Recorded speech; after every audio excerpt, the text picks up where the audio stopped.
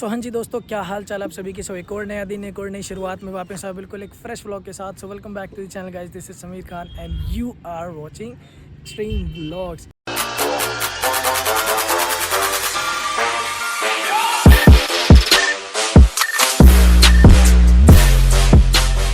तो भाई राइड कुछ ऐसा है कि इंडिया टू नेपाल की राइड फिक्स हो गई है। अभी डेट का कुछ पता नहीं, क्योंकि भाई 2500 किलोमीटर आना जाना टोटल पड़ेगा। तो हीट वेव बहुत ज़्यादा चल रही है। ऑल दो किस्मत अच्छी है कि जब मैं वीडियो शूट कर रहा हूँ तो आज बहुत अच्छा मौसम है दिल्ली में। तो जैसे थोड़ा सा मौसम ठंडा हो जाता है उसके बाद अपने राइड को प्लान करते हैं। बट अभी की जो वीडियो होने वाली है वो वीडियो होने वाली है, आपको टाइटल देख के पता ही चल गया होगा कि मैं अपनी बाइक की 3 इयर्स ओनरशिप रिव्यू बनाऊँगा, जिसमें मैं आपको बताऊंगा कि मैंने अपनी बाइक में क्या क्या प्रॉब्लम फेस करी, क्या क्या चीज़ें मैंने मॉडिफिकेशन करी और क्या आपको ये बाइक कंसीडर करनी चाहिए कि नहीं। तो हमारे सामने है हमारी प्यारी सी फॉक्सी। एक्चुअली मेरी बाइक का नाम फॉक्सी है। मॉडल बता देता हूँ आपको, तो 2020 BS6 का मॉडल है ये। और इस मॉडल का, इस कलर का नाम है ओरा ग्रीन। और ये मेरी बाइक है डोमिनार 400 BS6 2020 मॉडल। और ये वो वाला मॉडल है जिसके अंदर में कंपनी से आपको टूरिंग किट्स नहीं आते। ऑल्दो उसके अलावा बाकी सारी चीज़ें आपको सेम मिलती है। पावर फिगर हो गया, चाहे वो क्वालिटी हो गया, चाहे वो टायर हो गया, चाहे सस्पेंशन हो गया, मीटर वीटर कंसोल, सब चीज़। जस्ट कि जो चीज़ें मैंने, जैसे ये सेडल स्टे बाहर से लगवाया है, ये चीज़ें मैंने बाहर से लगाई है। तो ये चीज़ें अब कंपनी देने लग गई है, जो कि अपनी पर्सनल प्रेफरेंस है कि आपको अच्छी लगती है कि ठीक है, नहीं लगती तो नहीं। बट मेरी बाइक में ये सारी चीज़ें मैंने बाहर से लगाई है। तो टोटल जो मेरी बाइक चली है वो चली है 19,991। तो एक चीज़ मैं आपको बता दूं कि ये तो क्लियर हो गया आपको कि भाई मेरी बाइक ज़्यादा नहीं चली, बट इसका जो सर्विस है ना वो पूरा टाइम टू टाइम हुआ है। क्योंकि इसका सर्विस का कंडीशन ये होता है कि आइदर 5000 और या फिर 6 मंथ। तो मेरी सर्विस सारी की सारी टाइम पे हो। तो फ्रंट से अगर हम बात करें तो भाई आप देख सकते हो मैंने अपना वाइज़र है वो एक्सटेंड करा रखा है। ये है JB रेसिंग का। ऑल्दो मैंने अभी भी बहुत सारे लोगों को देखा है, इवन वो 2023 मॉडल की जो डोमिनार है उसको लेने के बाद भी अपने प्रेफरेंस से इसको चेंज करवा देते हैं, या फिर वो कार्बन रेसिंग का बड़ा वाला लगाएंगे और या फिर ये वाला लगाते हैं। तो मुझे पर्सनली ये वाला ज़्यादा अच्छा लगता है और मेरी हाइट के अकॉर्डिंगली ये अच्छा खासा इनफ काम करता है विंड को मतलब रिफ्लेक्ट करने के लिए। क्योंकि ये उसी पर्पस पे लगा जाता है कि जब आप टूरिंग पे हो, हाईवे पे हो, तो मतलब हवा काट दे। उसके बाद मैंने नकल गार्ड इसके KTM वाले लगाए थे। ऑल्दो ये KTM का ओरिजिनल नहीं है, अमेज़ोन वगैरह फ्लिपकार्ट पे जो आता है वही है, बट डिसेंट जॉब करता है। टच वुड मेरी बाइक आज तक गिरी नहीं है, तो मुझे कुछ पता नहीं कि ये टूटेगा या क्या है। क्वालिटी बहुत अच्छी है और ये ठंड में बहुत काम आता है। जब आप बाइक चला रहे हो तो आपको हवा मतलब ये नहीं देता ग्लव्स पे, तो उसके चक्कर में हाथ में ठंड कम लगती है। तो फर्स्ट ये पार्ट, सेकंड ये पार्ट, थर्ड ये पार्ट जो कि मैंने जस्ट रिसेंट 1 महीने पहले ही चेंज कराया। भाई इसके ग्रिप्स सड़ गए थे क्योंकि वो बहुत ज़्यादा हार्ड हो जाते हैं, तो उसके चक्कर में मुझे ग्रिप्स चेंज करवाना पड़ा। और ये जो ग्रिप है ये है FZ का, जो कि मुझे बहुत ही ज़्यादा अच्छा लगा क्योंकि इनकी ग्रिप बहुत अच्छी है और बहुत ज़्यादा सॉफ्ट है। वहीं अगर हम आते हैं अपने कंसोल के पास में, तो ये आप देख सकते हो 2022 वाला मॉडल है। उसका मैंने GPS माउंट लगाया है, जिसके ऊपर मैंने ये एक मोबाइल होल्डर लगाया और जिससे कि मैं अपना फ़ोन यहाँ पे लगाता हूँ तो एकदम सेंट्रल पोजीशन पे मेरे को GPS देखने की मतलब मिल जाता है फैसिलिटी। अदरवाइज़ मुझे पहले यहाँ पे लगाना पड़ता था दूसरा थर्ड पार्टी क्लैम्प। ये मैंने लगा रखा है मिंडा का 12 वोल्ट पावर आउटपुट सॉकेट। तो मैंने इसको लगा रखा है अपने टायर इन्फ्लेटर के लिए। और या फिर मैं क्या करता हूँ, इसके अंदर में अपना मोबाइल चार्ज, जो कार चार्जर आता है, तो वो कार चार्जर डाल के अपना चार्ज कर लेता हूँ। थोड़ा सा रस्ट लगा है बट इसको कुछ होता नहीं है। WD-40 मार लो और चलता है। और भाई इसकी क्वालिटी सच में बहुत अच्छी है क्योंकि 3 साल में मैंने आज तक इसे कभी चेंज नहीं कराया। ये तो मैंने कई बार चेंज कराया होगा क्योंकि यहाँ पे एक्स ग्रिप था, उसके बाद मैंने लोकल इस्तेमाल किया, फिर उसके बाद ये वाला मुझे सूटेड लग गया। क्योंकि बोबो वगैरह इन सब के उसमें नुकसान ये होता है कि ये ना इसकी जो सेंटर पोजीशन है ना वो थोड़ी चेंज हो जाती है। तो मैंने ये येलो फिन की लगाई है। यहाँ पे ये मेरा सिमटेक का फ्लैशर है जो मैंने इंडिकेटर में लगा रखा है। ये मेरा है मेडडॉग की लाइट का स्विच जो मैं भी आपको दिखाऊंगा। और ये तो मेरा मतलब गोप्रो माउंट के लिए कि या तो जब मैं कैमरा एंगल स्विच करता हूँ। और एक चीज़ और जो कि बहुत अच्छा काम किया बजाज ने, भाई उन्होंने अपने खुद के USB सॉकेट देने चालू कर दी और भाई इसकी क्वालिटी टॉप नॉच है। तो ये भी मेरा 2023 वाले से ही लगाया हुआ है। यहीं हम अगर आगे आते हैं तो यहाँ पे मैंने लगा रखा है नंबर प्लेट होल्डर और ये मेरा सह्याद्री का है, तो इसकी क्वालिटी बहुत अच्छी है। ये आता है मेरा क्रैश गार्ड और ये है JB रेसिंग का। एंड ट्रस्ट मी भाई, बहुत ही तगड़ी क्वालिटी का है। मेरे को जाना का इसलिए नहीं पसंद क्योंकि वो ड्यूरेबिलिटी उसकी मिलती तो है बट वो बहुत ज़्यादा बड़ा है यार, मतलब और ना वेट बहुत ज़्यादा बढ़ा देता है। तो मेरे को सिंपल एंड सोबर चाहिए था और ये JB रेसिंग का बहुत अच्छा लगता है।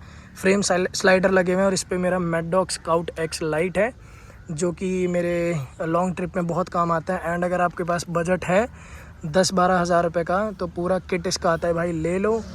लाजवाब लाइट है, पूरा का पूरा पैसा वसूल, मतलब एक सिंगल डे मुझे रिग्रेट नहीं हुआ कि मैंने इतने ज़्यादा पैसे एक लाइट पे क्यों लगा दिए। और वही अगर हम पीछे आते हैं तो भाई देख सकते हो ये मैंने अपना ग्लॉसी में फिनिशिंग करा रखी है अभी, मतलब हवा चलने की वजह से उस पर धूल वगैरह चिपक गई है। तो ये मैंने अपने फ्रेंड पवन से कराई थी जिसका चैनल है DJ मैकेनिक, तो ये उसने ग्लॉसी कर दिया था। ये थोड़ा सा मतलब अभी मैंने इस पे चेन ल्यूब कराया था तो उसका वो उड़ गया है, तो इस वजह से ये थोड़ा गंदा दिख रहा होगा आपको, और धूल भी। तो ये मैंने ग्लॉसी कराया है पार्ट, ये मैंने ग्लॉसी कराया पार्ट, ये भी मैंने अभी रीपेंट कराया, ये जो जाना का ही है। तो इसको हो चुके हैं 3.5 साल। और वही मैंने बताया आपको कि खारा पानी है मेरे एरिया में, तो भाई जंग लग गया था, तो जिसकी वजह से मैंने इसको रीपेंट करा दिया। तो ज़्यादा कॉस्ट नहीं आई, नए ख़रीदने से तो ज़्यादा ही बेटर है। तो भाई ये भी मैंने रीपेंट कराया है, ये भी मैंने रीपेंट कराया है, और यही था बस जो रीपेंट करवाया मैंने चीज़ें। और एक ये मैंने रीपेंट कराया अपने कलर के हिसाब से, पवन ने मुझे कहा था गोल्डन अच्छा लगेगा, और नो डाउट उसका सजेशन बहुत अच्छा था क्योंकि ये सच में बहुत अच्छा लग रहा है। वही सीट की बात करें तो सीट पे मैंने एक्स्ट्रा कुशनिंग डलवाई है, यहाँ पे भी टूरिंग पर्पज़ पे, तो काफ़ी ज़्यादा हेल्प करती है इस चीज़ में। सिमटेक का फ्लैशर मैंने पहले ही पीछे लगा रखा है, और ये मैंने थोड़ा सा इसको डी कलर किया है। D colour in the sense कि ये पहले काला आता था, बट यही है इस पर आप जब पैर रखते हो ना तो ये घिस घिस के मतलब उतर ही जाता है रंग। तो मैंने इस बार इसको पेंट ही नहीं कराया, इसको सिल्वर करवा दिया, और ये वही रीपेंटेड है। तो ये सारे सामान मैंने लगा रखे हैं, और एक मैंने ये स्ट्रिप्स लगाई थी जो कि ऑडी DRL टाइप है, जैसे मतलब ब्रेक मारो ना, एक बार दिखाई देता हूँ मैं आपको। तो जब मैं ब्रेक मारता हूँ ना तो ये देखो, अभी ना इंडिकेटर दे रखा है मैंने, तो ये जल रहा है अच्छा खासा, तो ये देखो आपको दिख रहा होगा, तो ये ऐसे चमकता है। और वही अगर हम इसको फ्लैशर को अपना बंद कर दें और मैं जब इस पर ब्रेक मारूँगा, अब कैसे दबाऊँ ब्रेक, दिखाई देता हूँ, रुको देखो।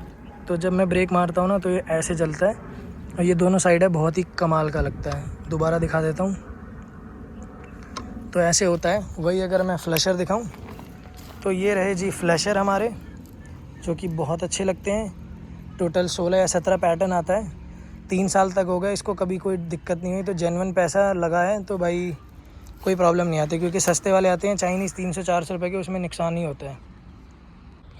तो ये तो मैंने दिखा दिया आपको ओवरऑल मेरी बाइक में क्या क्या सामान लगा है, मैंने क्या क्या चीज़ें करवाई हैं। तो भाई देखो, अब मैं आपको बताता हूँ कि मैं अपनी बाइक में मैंने ना जो सबसे मेजर प्रॉब्लम जो फेस करी है ना, वो क्या करी है इन पूरे 3 सालों में। सबसे पहली बात कि मेरा जो चेन सेट है वो मेरा जा चुका था 18,000 किलोमीटर पे। तो 18,000 किलोमीटर पे मेरा पीछे का चेन सेट उतर गया था। पता नहीं ये 18,000 किलोमीटर पे जानी चाहिए या नहीं जानी चाहिए। वैसे मेरे को शोरूम वाले बता रहे थे कि भैया आपने तो काफ़ी ज़्यादा चला दिया, क्योंकि जनरली ऐसी बाइक्स के चेन सेट 12 या 13,000 किलोमीटर ही चलते हैं। तो पता नहीं प्लस पॉइंट है कि नेगेटिव पॉइंट, तो वो नहीं पता। और वो काफ़ी एक्सपेंसिव है भाई, मैंने सिर्फ और सिर्फ उनसे ख़रीदी थी, लगवाई नहीं थी, तो मुझे पड़ी थी वो 3300 की, इसलिए नहीं 3500 की अप्रॉक्स पड़ी थी, इसलिए क्योंकि मेरी बाइक इस कंडीशन में नहीं थी कि शोरूम में लेके जा सकूं, और शोरूम मेरे घर से काफ़ी दूर था। तो मैंने वही अपने लोकल मैकेनिक टिंकू को बोल के लगवाया, तो शायद 300-400 रुपये उसने लगाया, तो अप्रॉक्सीमेटली 4,000 मान सकते हो, क्योंकि इतना ही वो शोरूम वाले भी लेते अगर वो उसको फिट कवट वगैरह करते। तो 4,000 रुपये का मैंने इसमें चेन सेट डलवाया। तो दूसरी चीज़ जो मेरी ख़राब हुई थी मेजर, वो ख़राब हुई थी ये। हालांकि ये ना मीटर मेरे को वारंटी में मिल जाता, बट गलती ये हो गई, कई बार मैं भी नाखून मार के इसे करता था, क्योंकि ये थोड़ा हार्ड प्रेस होता है। तो ना यहाँ पे क्रैक हो गया था, और जिसकी वजह से हुआ कि जब मैंने बाइक धुलवाई ना तो इसमें पानी घुस गया और ये मीटर मेरा ख़राब हो गया। तो ये मेरे को कॉस्ट हुआ था 2500 रुपये का, और वही मैंने बाहर से ही लगवाया था। तो अगर मैं शायद उनसे लगवाता तो 300-400 रुपये वो भी ले लेते। बट एक प्रॉब्लम और आई थी भाई, मेरी ABS की मोटर जल गई थी। जब मैंने बाइक नई ली थी ना, तो मेरे ख्याल से दूसरे या तीसरे महीने के अंदर मेरी ABS मोटर फूक गई थी, जिसकी वजह से मेरा ABS काम करना बंद कर चुका था। बट वो मेरी अंडर वारंटी में हुई थी, तो मेरे जेब से 1 रुपया नहीं लगा था, वो सारा का सारा फ्री ऑफ कॉस्ट हुआ था। तो ये आई गेस 5 प्रॉब्लम आई थी। सो दोस्तों देखो, हो सकता है यार ये वीडियो ना बहुत लंबी बन जाए, बट आपको एक चीज़ बताऊँ, ये वीडियो ना उनके लिए बहुत मैटर करती है, क्योंकि जिनको इस बाइक के बारे में जानना है, ट्रस्ट मी, इस प्राइस ब्रैकेट में इससे अच्छी बाइक कहीं पे नहीं है। चाहे बेशक इस बाइक को 3 साल ही क्यों ना हो गए, और जो लोग डोमिनार को चलाते हैं ना उनको पता है भाई क्या वैल्यू फॉर मशीन बाइक है। तो भाई वीडियो थोड़ी लंबी होगी बट ना इन्फॉर्मेशन आपको प्रॉपर मिलेगी, तो भाई देख लेना, क्योंकि मैं इसमें ना एक एक डिटेल बताऊंगा अपने पूरे 3 साल का। भाई 3 साल का एक्सपीरियंस आप कैसे एक्सपेक्ट कर सकते हो कि मैं 10-12 मिनट में कवर अप कर दूँ। तो एक जो चीज़ मैंने और चेंज कराई थी वो चेंज कराई थी अपने टायर्स। वैसे तो ये मतलब कोई कॉन्स में तो नहीं है भाई, ऑब्वियस सी बात है, जब चलेंगे तो टायर घिसेंगे। तो मैंने अभी जो इसके अंदर डलवा रखे हैं वो डलवा रखे हैं मैंने मिशेलिन पायलट स्ट्रीट 2। बहुत ही नए टायर है ये और भाई अमेजिंग टायर है। अभी तक का एक्सपीरियंस बहुत बढ़िया है। मैंने 6000 किलोमीटर चला दिया। टच वुड एक सिंगल इसके अंदर पंचर नहीं आया और ग्रिपिंग की कभी इशू नहीं आई। जो इसके स्टॉक टायर आते थे वो तो बड़े बेकार आते थे। तो ये था। तो अब हम बात करते हैं main heart of the matter, मतलब इसका इंजन कैसा है। सबसे पहली बात 35 न्यूटन मीटर टॉर्क और 40 bhp की ये बाइक आपको 2,80,000 प्राइस ब्रैकेट में कहीं भी नहीं मिल सकती। कितना ही कंपैरिजन कर लो, कितने ही कंपटीशन में बाइक ले आओ, इस पावर फिगर की बाइक इतने प्राइस में आपको नहीं मिल सकती। लिख के दे रहा हूँ, चाहे कुछ कर लो। यही रीज़न है कि ये बेस्ट सेलिंग बाइक है आपकी बजाज की तरफ से। और इवन जो इस मतलब कैटेगरी में जो बाइक ढूंढते हैं उस चक्कर में जो भी बंदे बजाज को ओन करते हैं ना भाई, आपको एक चीज़ माननी पड़ेगी, इनके पार्ट्स इतने सस्ते हैं ना भाई। 400 सीसी के कैटेगरी में होने के बाद 390 का इंजन डाल रखा है, थोड़ा सा टीवी कैन ट्यूनिंग करने के बाद इतने सस्ते पार्ट हैं भाई, आपको कभी भी जेब पे भारी नहीं लगेगी। अब मैं इसकी सर्विस की बात बताता हूँ। 6 सर्विस या 7 सर्विस हो चुकी होगी। 3 सर्विस इसकी फ्री आती है। फ्री क्या आती है, बस उसके अंदर में यही होता है कि आपको थोड़ा सा लेबर कॉस्ट वगैरह ये सब नहीं लगेगा। ऑयलिंग वगैरह का पैसा तो लगता ही लगता है। तो जब इसकी फ्री सर्विस थी तो मेरा बिल आता था बहुत मैक्स टू मैक्स 1700 या 1800 रुपये के आसपास। बट जब मैंने इसकी पेड सर्विस करवानी चालू करी तो भाई ये 2700 से 3000 चली गई और मेरे में कोई भी आज तक कोई मेजर प्रॉब्लम नहीं आई। तो ये रीज़न है कि भाई मेरे को ये बाइक बहुत अच्छी लगती है, क्योंकि इसका सर्विस कॉस्ट बहुत ही सस्ता है इस प्राइस ब्रैकेट में। और भाई बजाज की तरफ से सर्विस बताऊं इसकी क्या खास बात है, ये ना उनकी फ्लैगशिप बाइक है। तो होता क्या है कि अगर आप कभी भी इसको जब लेके जाओगे ना आप सर्विस करवाने के लिए, तो इसमें ना आपको अलग ही ट्रीटमेंट देंगे। सबसे पहले इसकी सर्विस करेंगे, सबसे पहले इसका कुछ भी होगा सारी चीज़ें आपको ध्यान में रखेंगे। अगर आपको कोई प्रॉब्लम होती भी है तो इनके मैक्सिमम पार्ट्स ना स्टॉक में ही रहते हैं, तो आपको भटकना नहीं पड़ता कहीं पे भी। और प्रेफरेंस इसको ज़्यादा देते हैं, मतलब ऐसा नहीं है कि दूसरी बाइक को नहीं देते, बट ये है कि उनको पता है कि भाई प्रीमियम कस्टमर है, पैसा ज़्यादा लगा रखा है, तो वो उस लेवल की ना प्रायोरिटी भी देते हैं। अब वो डिपेंड करता है कि आपके कौन से सर्विस स्टेशन है। बहुतों का एक्सपीरियंस बेकार भी होता है, बट मैं दिल्ली से बिलोंग करता हूँ, तो भाई मेरे को गुड़गांव से लेके दिल्ली के एक एक शोरूम में सारी चीज़ें बेस्ट लगी है। हाँ, अगर कोई बहुत ही मेजर चीज़ है कि भाई ऊट पटांग चीज़ भाई जो कभी ख़राब ही नहीं होती, जैसे मेरे केस में ये मीटर ख़राब हुआ था, तो बंदे बता रहे थे भाई ये मीटर तो कभी ख़राब होता ही नहीं है, आपके केस में तो बहुत रेयर हुआ है, तो इस वजह से ऑर्डर लगाना पड़ा। तो मुझे 15 दिन का वेट करना पड़ा था। अदरवाइज़ बाकी सारी चीज़ें ना 1 से 2 दिन के अंदर अवेलेबल। यहाँ तक कि जो मेरे ABS मोटर है ना वो ख़राब हुआ था, तो जनरली मैंने सुना है कि वारंटी में ना कंपनी ध्यान नहीं देती। भाई मेरा वो भी सिर्फ 3 दिन के अंदर में ठीक करके उन्होंने दे दिया था। एंड एक चीज़ बताऊँ, ABS मोटर की कॉस्ट 28,000 रुपये थी भाई, उसका मतलब फ्री ऑफ कॉस्ट मेरे को चेंज हुआ था अंडर वारंटी। और एक चीज़ और, ये बाइक 5 साल के वारंटी के साथ में आती है। इंजन से हो गया और इसके जो बाकी चीज़ें होती हैं मेन वो भी सारी चीज़ें। तो भाई अगर कुछ भी होता है ना 5 साल के अंदर में, तो वो सारी चीज़ें कंपनी लेती है जिम्मेदारी। और लेने का मतलब जिम्मेदारी ये नहीं है कि सिर्फ बोलने का है भाई, सच में ही ध्यान देती है कस्टमर के ऊपर में। तो मेरा अभी तक का सोफर एक्सपीरियंस लाजवाब रहा है और बजाज के पार्ट सच में भाई बहुत सस्ते हैं। तो अब हम आते हैं इसके बाद चलने के ऊपर, राइडिंग सब्सटेंस। तो भाई ये बाइक ना 40 bhp प्रोड्यूस करती है एंड 150 की स्पीड ना इसमें पता भी नहीं चलता। इसकी जो ब्रेकिंग कैपेसिटी है मैं क्या बताऊँ, इतने अमेजिंग है ना इसका ब्रेकिंग कैपेसिटी, सिर्फ फ्रंट की भाई, रियर की नहीं। रियर बहुत जितना अच्छा फ्रंट है उतना ही ज़्यादा आपका रियर बेकार है, बट आपको पता नहीं चलेगा इसलिए क्योंकि इसकी ब्रेकिंग बहुत ही लाजवाब चलती है। 4 पिस्टन कैलिपर है, तो जाम और ना मतलब इशारे पर रुक जाती है बाइक, तो वो चीज़ मुझे इसकी बहुत ज़्यादा अच्छी लगती है। बाकी चलने के ऊपर एक बात बताऊं भाई, इस इंजन को ना आप 150 की स्पीड में चलाओगे ना कभी भी आपको स्ट्रेस नहीं होगा। लॉन्ग टूर पे क्या होता है ना कि यार 80-90 की स्पीड ना आपको बहुत बोरिंग कर देती है, क्योंकि हाईवे पे होता है ना जो एक्सप्रेस वे, वहीं पे ही आपको गवर्नमेंट ने दे रखा है कि भाई 100 की स्पीड पे चलाओ। तो आप अगर क्रूज़ करते हो ना 120 130, आपको कभी भी ऐसा फील नहीं होगा कि आपकी बाइक स्ट्रेस में जा रही है या गर्म हो रही है, हीट हो रही है या कुछ हो रहा है। भाई लाजवाब। इसका जो 6th गियर का रेशियो है ना वो इतना कमाल का है कि भाई आप 50 की स्पीड से इसका 6th गियर का रेशियो आप सीधा इसके टॉप एंड तक लेके जा सकते हो, जो कि बहुत ही कमाल की बात लगती है मुझे। इसका हीट मैनेजमेंट इतना बढ़िया है ना कि आपको ये बिल्कुल भी हीट नहीं करेगी और लाजवाब है। और एवरेज भी कंसीडरेबल है, क्योंकि अगर आप 390 लेते हो ना तो भाई आपको एवरेज भूल जाओ कि 20 या 21 से फालतू देगी। बट इसके अंदर जब मैं टूरिंग करता हूँ ना तो भाई मुझे इसने 30 kmpl का भी एवरेज दिया हुआ है। ऑल्दो थोड़ा सा पावर bhp कम भी है, बट यार ऑनेस्टली बताऊँ तो 3 bhp मतलब इतना ज़्यादा मैटर नहीं करता टूरिंग पर्सपेक्टिव पे, अनटिल अनलेस आप ड्रैग रेस ना करते हो तो वो मुझे कहीं फ़ील नहीं होता। मेरे कई सारे दोस्तों ने चलाई है जिनके पास 390 है, वो भी कहते हैं कि यार टूरिंग पर्पस पे सच में ही फ़ील नहीं होता। इनिशियली थोड़ा सा फ़ील होगा कि 390 बहुत जल्दी निकल जा रही है आगे, बट टूरिंग पर्पस पे आपको नहीं फ़ील होगा कि यार मेरी बाइक लो चल रही है। यार 40 bhp बहुत ज़्यादा होती है 400 सीसी के हिसाब से। सस्पेंशन की अगर मैं बात करूँ तो भाई इसमें ना आगे USD है और पीछे आपका मोनोशॉक। तो इसका ना मैं आपको एक चीज़ बताऊं तो मुझे ना कभी भी सस्पेंशन से रिलेटेड कोई भी प्रॉब्लम नहीं आई। एक होता है ना USD है तो बहुत ज़्यादा स्टिफ है, बट भाई मुझे एक चीज़ समझ नहीं आती, इसमें पता नहीं किस तरीके से कैलिब्रेट कर रखा है आगे और पीछे के सस्पेंशन को कि आपको कभी पता ही नहीं चलेगा। मतलब अगर आप थोड़े बहुत ऑफ रोड पैच पे हो ना तो आपको कभी फील नहीं होगा यार कि भाई USD है बहुत ज़्यादा स्टिफ है, ऐसा है वैसा है। लाजवाब है भाई। थोड़ी बहुत ऑफ रोडिंग करनी है ना आपको तो भाई इससे बड़े प्यार से कर सकते हो, आपको कभी फील नहीं होगा। हाँ ये है कि यार इसमें एक डिमेरिट लगता है कि अगर थोड़ा बहुत ऑफ रोड पैच आता है ना तो इसमें ABS ऑफ करने का कोई सिस्टम नहीं है, वो 390 के अंदर में है, तो ये मुझे थोड़ी सी कमी खलती है। और एक चीज़ और अगर मुझे इसके बारे में बतानी हो ना कि सबसे बुरी चीज़ क्या लगती है, तो ये भाई सभी डोमिनार ओनर मानते होंगे इस बात को, भाई इसको ना आप मोड़ नहीं सकते कम डिस्टेंस पे। इतना ज़्यादा टर्निंग रेडियस है, मतलब टर्निंग रेडियस कम कहेंगे ज़्यादा कहेंगे नहीं पता, बट मोड़ने में बहुत ज़्यादा कर्व लेना पड़ता है, तो वो चीज़ मुझे बहुत बुरी लगती है इसकी। अदरवाइज़ इसका जो USD फोक है भाई वो एक नंबर का है। और इसकी सीट यार देखो, सीट बताऊँ तो नहीं है कंपनी की अच्छी, जो कंपनी से आती है ना वो सिर्फ चौड़ी है, बट कुशनिंग उसके अंदर बिल्कुल भी नहीं है। तो भाई कुशनिंग अपनी करवा लो तो ही बेटर है, यही रीज़न है कि मैंने इसके अंदर में कुशनिंग करवा रखी है।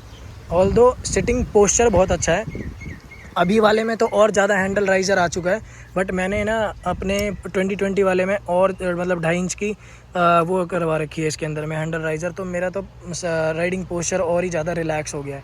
अभी वाले में भी शायद 2.5 इंच ही आने लग गया है, आई एम नॉट श्योर, अगर होगा तो भाई कमेंट करके बता देना जैसा भी हो।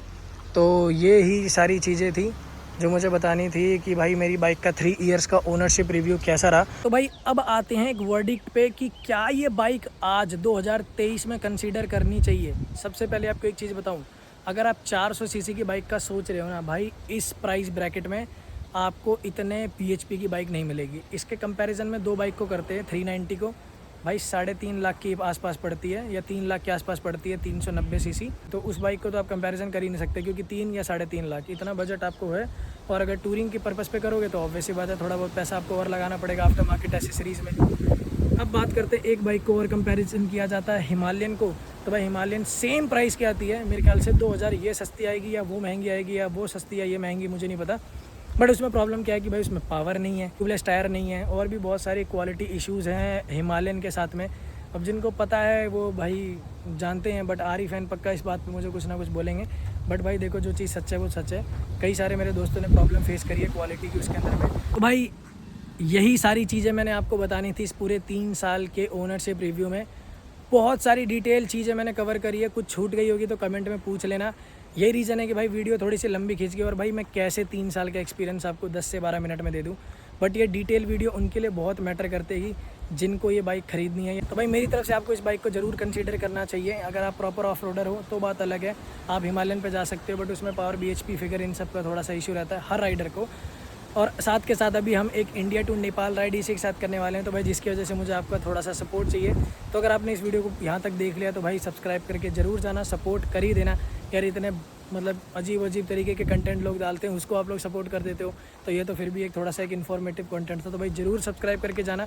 वीडियो में जो भी अच्छा लगा होगा कमेंट करके ज़रूर बताना, अगर कोई प्रॉब्लम है तो वो भी सारी चीज़ें बता देना। तो इसी नोट पे अब हम इस वीडियो को करते हैं यहीं पे क्लोज। तो मिलेंगे हमारे किसी नेक्स्ट ब्लॉग में, टिल देन बाय बाय। तो भाई जाते जाते एक एग्जॉस्ट नोट तो सुनाना भूल ही गया मैं।